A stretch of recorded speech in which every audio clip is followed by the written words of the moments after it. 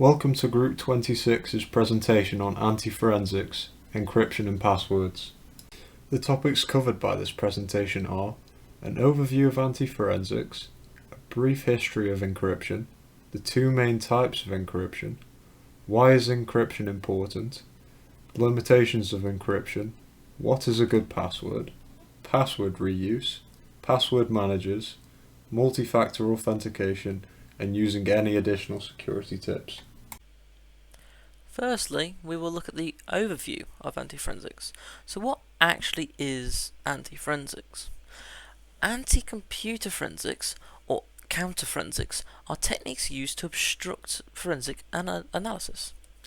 And I quote from Mark Rogers, a computer and information technology professor of Purdue University, during one of his presentations about anti-forensics, is that it attempts to negatively affect the existence on the amount and or quality of evidence from a crime scene, or make the analysis and examination of evidence difficult or impossible to conduct. And another quote from Phrack magazine in 2002 had also said this of anti-forensics: the removal of hiding of evidence in an attempt to mitigate the effectiveness of a forensics investigation. Now these quotes show that anti-forensics are when the culprit tries to remove or hide evidence, making it so they are either never caught or at least dampening the trouble that they are in by leaving less evidence. And this shows that anti-forensics are used to force forensic investigators to have to work harder to prove that collected evidence is actually the correct evidence and is reliable. Otherwise, if it is not then used, then the culprit will not be punished with anything. And then, if he's not charged with anything, he can learn from the previous mistakes he's done, and will most likely be harder to catch next time, as we won't be able to catch him with the next time we try that on him. The earliest known forms of encryption were found carved into the tomb of Numhotep II of ancient Egypt, created around 1900 BCE. This type of encryption made use of symbol replacement, where unusual hieroglyphic symbols had been used in the place of normal ones. The ancient Greek and Roman armies also had their own forms of encryption. The Greeks used something known as a skytail. A thin strip of leather was wrapped around a wooden cylinder, then had a message written across it in lines, as shown in the image to the right. The rest of the lines around the cylinder were filled in with random characters to hide the message. The hidden message can only be read by a recipient who has a cylinder of the same diameter to wrap the leather around. This is a type of transposition cipher. The Romans used the Caesar cipher, which was supposedly invented by Julius Caesar himself. It substitutes letters in the message with ones from a cipher alphabet, which is created with a shift key. Frequency analysis is a method of decrypting substitution ciphers by replacing the most common letters in the cipher with the most common letters in the language the message was created in, effectively putting an end to the use of simple substitution ciphers. It was first written about by the Arab polymath Al-Kindi around 800 CE.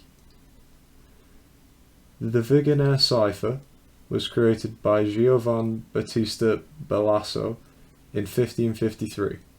However, it's often misattributed to Blaise de Vigenère, who released a similar cipher in 1586. It is immune to primitive forms of frequency analysis, and was the first cipher to make use of a proper encryption key. The cipher stayed unbroken until 1863, when the Kosiki test was invented. The Kosiki test was first published by Friedrich Kosiki in 1863, but may have been discovered by Charles Babbage as early as 1854. However, he never published his work on it. It identifies pattern repetition to hint at the key length, as every letter a key length apart must have the same key. The Enigma machine was created for German businesses in 1990 by Hugo Koch. It was then adapted for military use by the German army. It was considered unbreakable at the time, however that turned out to be wrong when it was decoded by famous mathematician Alan Turing at Bletchley Park at the start of 1940. The military variant was capable of creating 159 quintillion unique keys if configured correctly.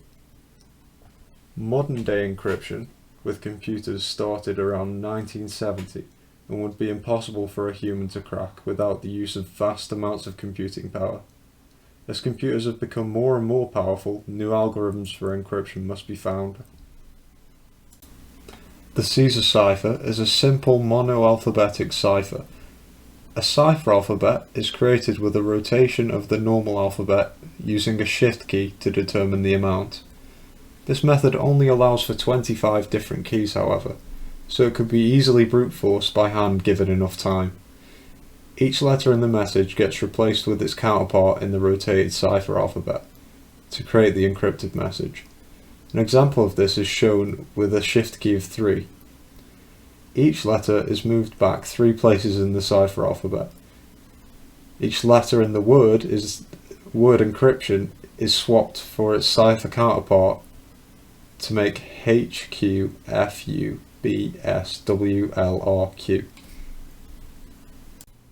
To perform frequency analysis on a ciphered message, you first create an ordered list of the most frequently occurring letters in the cipher. Each letter can then be assumed to correspond with the letter in the same position of frequency as in the language that the message was written in. Then, the letters in the same positions can be swapped. If the message starts to make some sort of sense, then the letters that align can be used to find the key to decrypt the whole message, by finding the distance between the letter and the one it was swapped for. With this method, the longer the ciphertext, the higher the probability that this will work. To make this method even more effective, frequency analysis can be used on common pairs of letters like SS, EE, TT, TH, ER, and ON.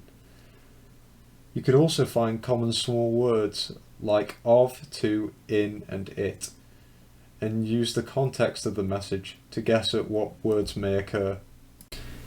The Vigenère cipher is a polyalphabetic cipher, meaning it makes use of multiple alphabets which are derived from each letter in the key. An n-character key uses n different cipher alphabets, with n being an arbitrary number. When encrypting the message, the key is rotated for every encryption of a letter. This makes frequency analysis very difficult for an attacker or investigator. Here is an example of how to use the Vigenère cipher. I have colour-coded each letter in the message to show which letter gets encrypted by which part of the key. For each letter in the message, use the corresponding letter in the key to get a cell in the table with message letters being across the top and key letters down the side. If all the letters in the key have been used but the message continues, just loop back to the start of the key. H becomes C when encrypted with V, E becomes M when encrypted with I, and so on, as shown in the table. For this example of how to perform the Kasiki test, I have chosen a very repetitive extract from the Merchant of Venice to enable me to show how it is done with a short piece of text. It is encrypted with the Vigenère cipher using the key hello to create the ciphertext. To start with, highlight any repeated patterns in the cipher and make note of their intervals. Next, you can find the largest common factor for the intervals to get the size of the key. It turns out to be 5 for this text, which is correct, as the key hello has 5 letters. Now that we know the key size, the cipher can be split into blocks of 5 characters. Once we've finished doing this process, we can perform frequency analysis on each column, as each 5-character row will have the same key, meaning the letters in each column are encrypted with the same character from the key. Then, replace the most frequent letters in each column with the respective frequent letter, just like with frequency analysis. With our example, the output ends up being nonsensical, which is not what you want to happen. This happens because our example is quite short, so the letter frequencies overlap, as shown in the second table. This becomes less of a problem as the ciphertext gets longer, which makes the frequencies become more separated and they will follow typical patterns. However, this example can still be solved by completing any words manually, using context, and trying the different combinations of frequencies. The two main types of encryption are symmetric and asymmetric. Hashing is often confused as a type of encryption, however it is not, but is still a very useful tool for storing passwords and for file verification. Symmetric encryption uses the same key for both encryption and decryption, and anyone who wants to decrypt something that you have encrypted needs that same key. Asymmetric encryption, on the other hand, has separate keys for encryption and decryption, the public and private key. Symmetric encryption is a type of encryption where only one secret key is used to both encrypt and decrypt electronic information. The entities communicating by symmetric encryption must exchange the key so that it has been used in the decryption process. By using symmetric encryption algorithms, the data is converted into a form that cannot be understood by anyone who does not possess the secret key to decrypt it. Once the intended recipient who possesses the key has the message, the algorithm reverses its action so that the message will be returned into its original and understandable form. The secret key that the sender and recipient both use could be a specific password or code, or it could be a random string of numbers and letters that have been generated by a secure random number generator. There are two types of symmetric encryption algorithms. There's the block algorithms, which are set lengths of bits that are encrypted in blocks of electronic data with the use of a specific secret key. As the data is being encrypted, the system will hold the data in its memory as it waits for complete blocks. There's also stream algorithms where data is encrypted as it streams instead of being retained in the system's memory. Some examples of symmetric encryption algorithms include the Advanced Encryption Standard, also known as the AES, which is the most commonly used symmetric algorithm and is the most advanced. The Data Encryption Standard, also known as the DES. However, in modern computing, the DES was the first standardized cipher for securing electronic communications, and it's used in variations where the original DES is not used anymore because it was considered too weak due to the processing power of modern computers. There's also the triple DES, the Triple Data Encryption Standard. As the security weaknesses of the DES became more apparent, triple DES was proposed as a way of extending its key size without having to build an entirely new algorithm.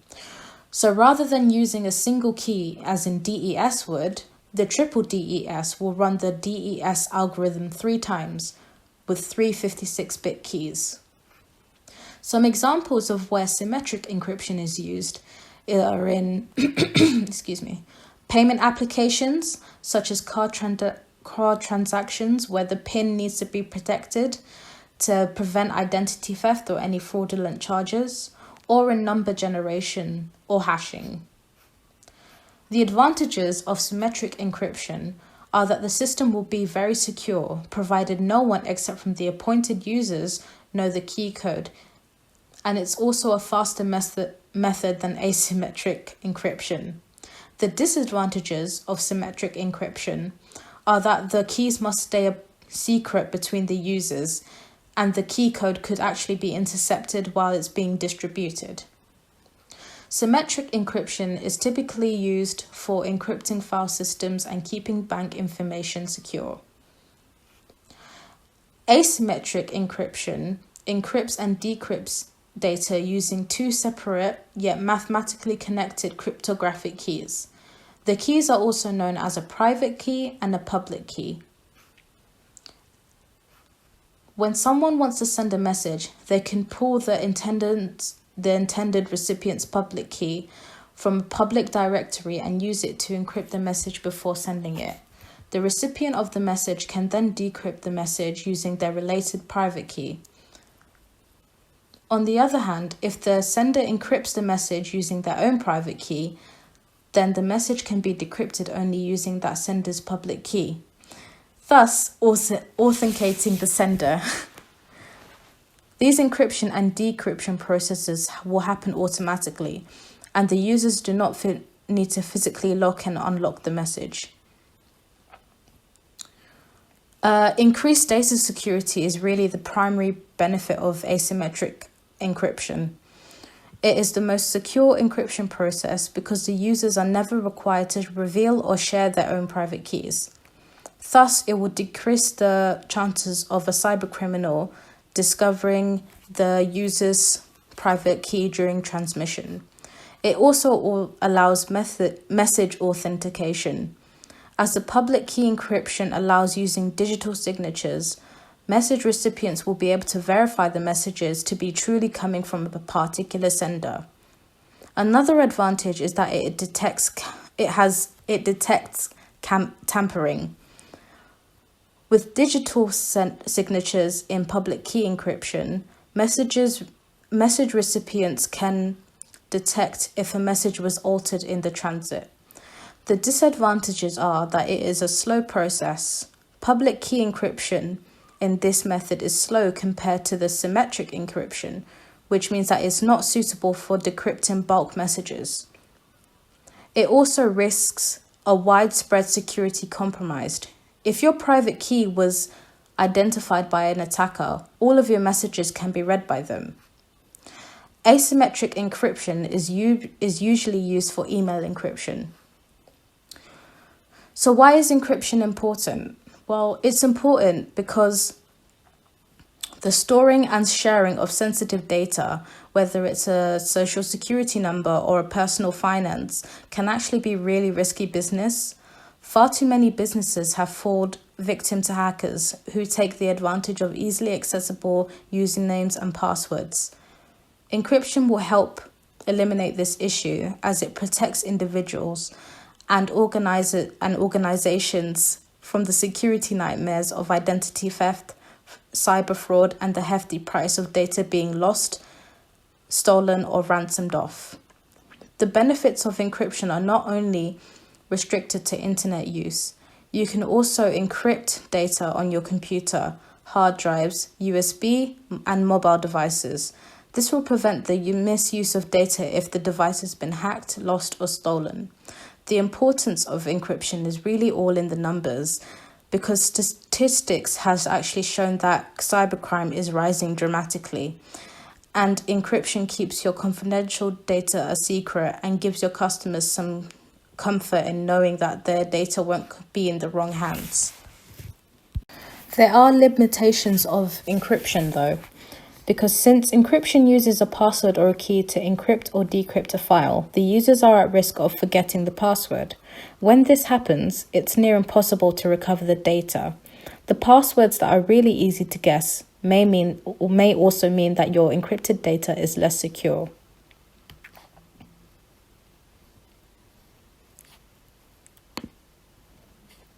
And data encryption can be quite costly as the systems used must have the capacity and constant upgrades to maintain its encryption. Without this, the system operation may be reduced significantly. You can also have unrealistic requirements with encryption, because if an organization doesn't integrate some of the restraints that come with the data encryption technology, unrealistic standards could actually be set, which may jeopardize the security. What is a good password? A good password is one that can stop most brute force attempts and also stop most dictionary attacks. Now, a dictionary attack will use a preset list of words commonly found in the dictionary. However, they can be thrown off if you use a very uncommon word from the dictionary or even use a string of words. For example, angel is a very common word. However, a bibliophobia is an uncommon word. Now, if we actually put them together, then obviously angel bibliophobia is not in the dictionary. And so therefore, most dictionary attacks will not be able to find it because it is a string of letters. However, this isn't always foolproof, as some dictionary attacks do actually go and spend the time and actually try all the different types of words put together. as in a string of words. Now, just because Angel is very common and a bibliophobia is very uncommon doesn't always mean that, again, the hacker will not be able to get a bibliophobia. What hackers will tend to do is they will set up an AI just to use a dictionary attack to see if there's any common words for the password. Now, after a while, they will either give up and just stop looking for very common passwords, and instead they will move on to some easier target. However, if they do keep going, then they may eventually be able to guess a bibliophobia and will then have access to all of your account. Now, a brute force attack will use an automated software again to use different combinations of characters very quickly, so that if it is a password under 12 characters, it can easily be cracked. This is because the more characters there are, the longer it will take for an AI to crack it. However, if there is a less amount of characters, then there'll be less time for it to guess every single character whatsoever. Now, because of what a brute force attack does, it will go through all of the letters, all of the numbers, all the special characters for each individual character, and then it will try each of them again in different sequences once it's gone through all of them. Now, this does take a very long time. However, as stated, if you have a longer password with characters, then it is less likely for this attack to actually work. Password reuse. So reusing passwords is always a bad idea. This is because it is very insecure if you use the same password for everything, even if your password is incredibly strong. So if you use your password for over 10 sites, for example, and one of the site's credentials for users have been stolen and the customer's data exposed, then this will mean that the other 9 sites for your credentials are potentially extremely vulnerable to an attack. Even if you got such a strong password, it won't matter, because if you use it for the same site again and again and again, then all it takes is one person to gain access to that, and they've got access to every single site. Now, this, however, might not be of any concern if it is just a few random sites on the internet that you don't use, and which required a password, and you were just like, may as well put that down. However, imagine how dangerous it might be if you use your bank password as the same as any of those random sites that leaked your customers' data. This means that the person who has gotten your data can go to any of those sites with that password and just log in just as you would, just as normal. Now, if this was one person, it again might not be such a bad thing, as they might not think to use a certain website. However, when people gain access to a site's customer data, they don't normally go through every single account and try every single password on every single website. Now, they instead put the account's data up on sites where they sell them to other people, who will then use them on different sites to try and gain profit from them, or use them for other malicious intent. Now, this again is quite bad, because if you use your password for every single site, or if you then create a new account with the same password, then these databases which retain your information will always have it there, and people can always purchase this data and then can try it, and then can try and do any malicious intent that they may have upon you. Businesses can also use this just to gain idea of your account is tied to this email, so this email must like, this sort of clothing, stuff like that. However, again, as I said, hackers, you don't know what their malicious intent is. If your bank account is attached to this password, then it is potentially very, very vulnerable to any attack, especially since anyone can just get these customer data easily. Password managers. As mentioned before, a password with a lot of characters, and that is nothing similar to regular dictionary words, is a better password. But coming up with passwords for everything is tedious and hard to do, as trying to remember every single password and every single username for everything is extremely hard. And it's getting even harder nowadays, especially with all the websites asking for you to have an account name, a password, put your email in, just to even view the website. Now, this problem has been solved by the use of password managers.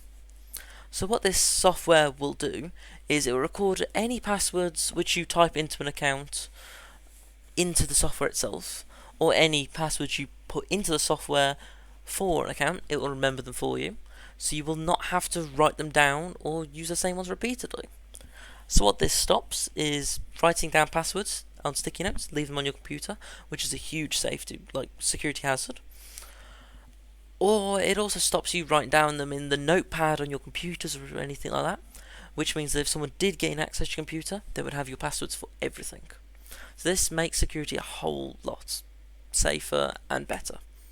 So what it does is you don't have to remember any of the smaller passwords anymore, but you will have to remember the one master password. Now, the master password normally doesn't have a lot of restrictions on it. So you can follow you can put whatever makes it an extremely good password, and then rather than having a max limit of 12 characters or only certain special characters, you can have I've seen go up to 30 characters long, just so your master password is extremely hard to get. And so all of your other safer, smaller passwords will be safe and secure inside of a virtual encrypted vault. Now, most password managers as well also contain a random password generator, which will create a random assortment of special characters and normal characters that the website allows. This means that you can normally set what characters to use and the length of the password, thus making the password incredibly more secure and unlikely to be brute forced on. It also means that if someone did know you and did know what passwords you might use, like if you use something very similar to other ones, then it makes it incredibly harder for them to get in, as they would try and guess ones that you might use. However, this is just some sort of random string of characters which to the normal observer will not be able to guess and will have to use an AI to try and brute force it down. Multi-factor authentication. This is a very important layer of security, which means a lot of virtual attacks will have to try and bypass this, rather than just get your password immediately and then gain access to your account. Now, you can use varying different authenticators, and when you use more than one of the account, it becomes extremely secure. However, it is rather annoying to go through multiple multi-factor authentications, so one is normally a good way to slow down attackers. Now, the way most multi-factor authentication apps work is that every 30 seconds or so on the authenticator, a one-time PIN code is changed to a different PIN code. The website you then try to log in will ask you for that PIN code, and then you can input it in and get access to your account once you put in your account details. In fact, some authenticators require biometrics, usually a fingerprint or a face scan. This means that it's a very complex way for hackers to gain access to your account, even if they have your account details. This has become the normal for social accounts such as Facebook and Twitter, as it makes accounts very secure and makes hackers reconsider whether they want to put more effort into trying to obtain an account with a multi-factor authentication, or to just leave it as it will take too much time trying to obtain access, as they would have to basically go through the exact same thing again, trying to brute force, trying to guess what the characters are for the one-time PIN code, full well knowing not how long the character's length is. This again makes it incredibly more secure and is definitely recommended to do if the option is there. And now we will look at using any additional security tips. So some of these tips might be very obvious with what has already been discussed. For example, you should never give out your password to anyone, even if this is a family member or a friend, just in case they might accidentally pass it on to someone who is untrustworthy, or if they themselves might also be untrustworthy. Now, this also does apply back to Password Manager when we mentioned about leaving sticky notes on devices somewhere with passwords on them, as anyone can just come along, look at the password, and then either use it or find out what it is for and then use it. and this is especially the case in work areas, where just leaving a password on a security note is a huge violation of security, as anyone can gain access to the devices and could potentially gain access to further customers' data and could then again leak it, which is an incredibly big security leak and risk to everyone involved.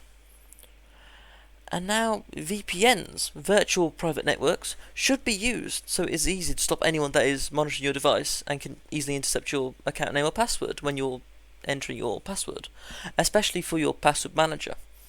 Now, they are also useful to conceal your identity when going onto any online site, so it is always useful to have it on, especially when needed on public Wi-Fi. But if you want the extra additive security, it's always nice just to keep it on, just so it is much harder to see who you are on the internet. And now, if there is any security questions for the accounts, when making the account, they should be used, and the questions should be chosen that they aren't memorable, but so the least amount of people know the answer. Or at least so the answer isn't as easy to find online. So, for example, if a security question was to say, where were you born? Then I would not recommend putting where you're born, as probably so many people would know where you're born. So many friends or family members would know where you were first born.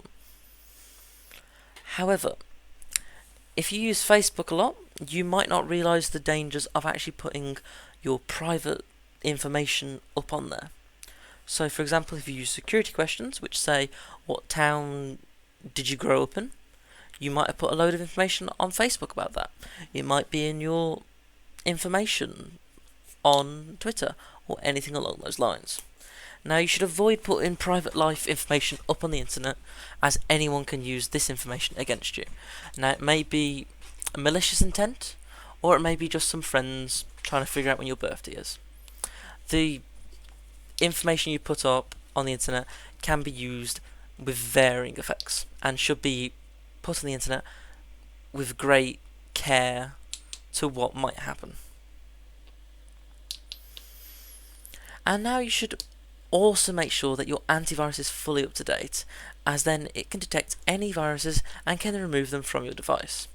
If the malware isn't up to date, then it can miss certain viruses that are on your device, and those viruses could then cause certain damage to your machine, or could then try and find out what your passwords are, either by doing keyloggers or anything, so they would find out what keys you pressed when you went onto the website. And this is also the case with your malware detector. You should definitely have a malware detector installed, even though on certain machines it's not automatically installed. Now, this again is just to make sure no one has access to your PC or device or anything and can easily gain information from your device, which can then be used maliciously against you.